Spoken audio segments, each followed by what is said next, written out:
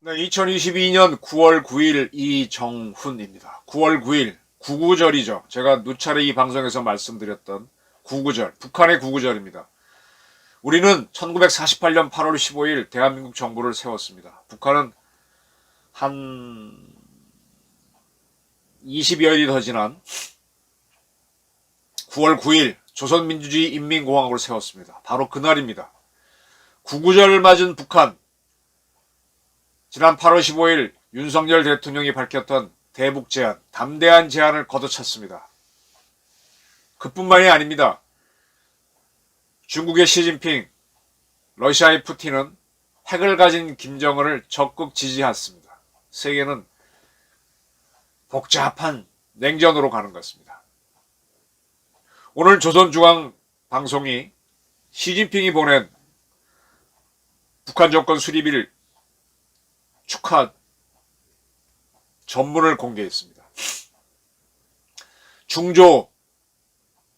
중조는 중국과 조선이죠. 두 나라는 산과 강이 있다가 있으며 전통적인 친선은 세월이 흐를수록 더욱 굳건해지고 있다. 네, 점점 양국 관계는 좋아지고 있다. 이렇게 하고 난 다음에 지금 100년 만에 처음 보는 대변화가 급속히 일어나고 세계는 새로운 동란과 변혁의 시기에 들어섰다. 이렇게 했습니다. 지난 100년 최대의 사건은 제2차 세계대전일 겁니다.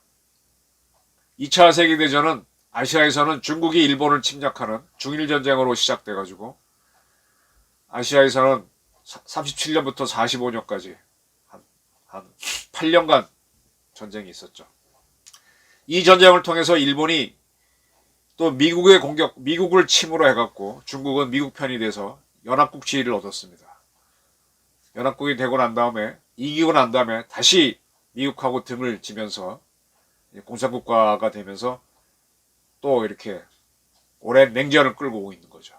이런 냉전 기간 동안 가장 큰 새로운 동란과 변혁의 시기에 들어섰다. 뭔가 전쟁이 날 수도 있고 큰 변화가 일어날 수도 있는 그런 시기에 들어섰다라고 한 후 중국은 조선과 전략적 의사소통을 유지하고 조율과 협조를 강화해 중조 친선을 공동으로 훌륭히 수호하고 훌륭히 공고히 하며 훌륭히 발전시킴으로써 두 나라와 두 나라 인민에게 보다 훌륭한 복리를 마련해주고 어쩌고 저쩌고 할 용의가 있다 그랬습니다. 네. 중조 전략적 의사소통을 이야기했습니다. 지금 중국과 북한은 중조 우호 친선 조약인가를 유지하고 있습니다. 그 조약 6종가에 따르면 어느 한쪽이 공격을 당하면 자동 참전하게 되어 있습니다. 한미 상호 방위 조약 비슷합니다. 굉장히 친밀한 관계죠. 그래서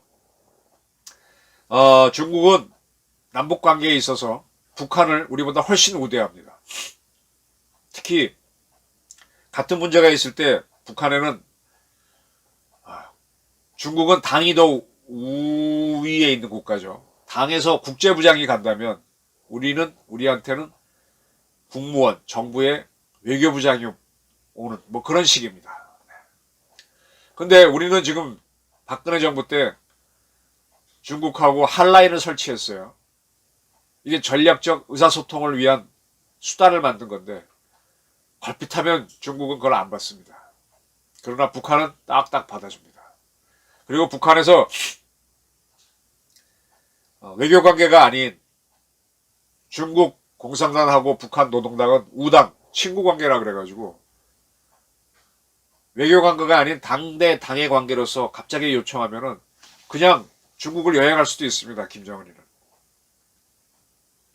그런 적도 있었고요. 실제로 김정은이 하고 김정일이가. 굉장히 가까운 관계입니다. 근데 이거를 점점 더 공고히 하겠다는 겁니다. 그리고 세계의 평화와 안정, 발전 반영에 기여할 용의가 있다 그랬는데 요거는요. 중국이 쌍계 병행 쌍중단을 요구합니다. 쌍중단은 뭔가 하면은 대한민국이 미국하고 같이 하는 연합훈련을 중단하고 북한은 핵실험을 중단하는 겁니다. 근데 전제 조건은 한미훈련을 중단하고 그 다음에 북한이 핵실험을 중단하라. 쌍계병행은 뭐냐? 복잡한데 한반도가 분단돼 있으란 뜻입니다. 대한민국은 통일을 포기하라는 얘기입니다. 그게 세계의 평화와 안정에 기여한다는 겁니다. 지금 미국이 훨씬 더 국력이 세죠. 중국에 비해서. 우리가 북한에 비해서 국력이 셉니다. 핵을 제외하면. 그래서 한미가 의지를 내면은 북한을 붕괴시킬 수도 있습니다. 그거 하지 말라는 겁니다. 중국은 북한을 지원하겠다고 밝힌 겁니다. 이미 러시아는 공산국가가 아닙니다. 과거 미국에서는 민주평화론 그래갖고 공산주의 체제를 버리고 민주주의 체제를 도입한 나라끼리는 안 싸운다라고 했는데 그때는 이제 냉전이 워낙 첨예하니까 그런 이론들이 나왔었죠. 근데 이 민주주의 국가로 전환한 나라도 다른 민주주의 국가하고 싸웁니다. 대표적인 예가 러시아가 우크라이나를 침공한 거죠. 두 나라 다 공산주의 국가가 아니에요. 그리고 지금 그러한 러시아를 견제하기 위해서 미국 등 서방 국가들이 총출동했습니다. 민주평화론은 깨졌습니다. 그리고 푸틴은 과거 공산국가였던 소련을 재현하겠다면서 우크라이나를 침공한 바가 있습니다. 대의회 연설에서 영광스러운 소련을 언급했었죠. 소련의 마지막 대통령이라고 해야 되나? 소련의 마지막 대통령은 아니네. 소련이 무너질 때의 대통령이었던 고르바초프가 얼마 전에 숨졌죠. 근데 푸틴은 그 장례식에 가지 않았습니다. 왜? 소련을 무너뜨린 게 결국은 고르비니까. 그래서 푸틴은 공산주의자는 아니지만 공산소련만큼이나 움직이고 있습니다. 그러한 푸틴도 김정은한테 보냈습니다. 우리들의 공동노력으로 조선반도와 동북아 지역 전반에서의 안전과 안정을 강화하기 위해 건설적인 쌍무관계를 모든 분야에 걸쳐 발전시켜 나가자.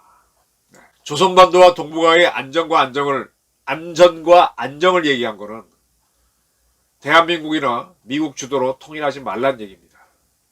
러시아는 우리하고 국교를 맺었고요.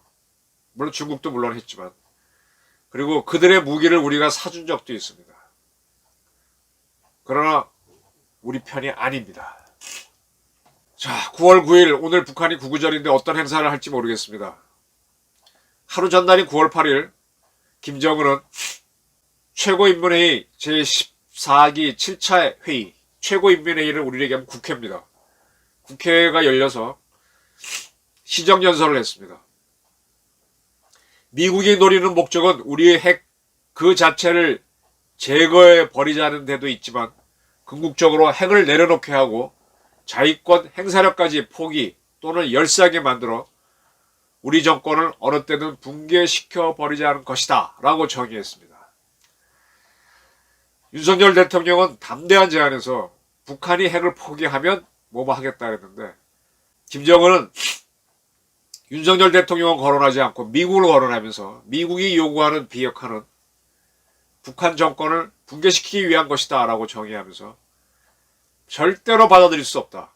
그리고 미국이 북한을 비핵화하기 위해서 제재하는 것에 대해서는 100날, 1000날, 10년, 100년 제재를 해봐라. 우리 끄떡 없다라 그랬습니다. 그리고 우리는 핵무력 정책을 법적으로 완전히 고착시키는 대업을 이뤘다고 그랬습니다. 지금 북한은 핵을 계속 가져야 하는 이유를 헌법에 집어넣고 법으로 만들어놨습니다. 대업을 이뤘다는 거죠. 따라서 절대로 핵을 포기 안 한다 이겁니다. 윤석열 정부의 담대한 제안은 이렇게 걷어차였습니다. 뒤에서 시진핑과 푸틴이 맞춰주고 있으니 뭐 당연히 그렇게 하겠죠.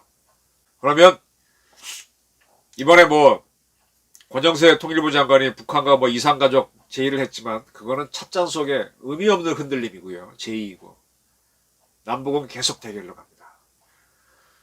오늘이 아니지. 영국 날짜로는 9월 8일 날 엘리자베스 영국 여왕이 돌아가셨습니다. 9월 9일 앞두고 많은 사건들이 있네요. 9월 9일에는 대한민국에서는 야당 대표인 이재명 씨가 선거법 위반으로 기소가 됐고 그의 부인도 기소가 될 줄 알았는데 공모 공동정범인 배모 사무관만 기소하고 김혜경 씨는 기소하지 않았습니다.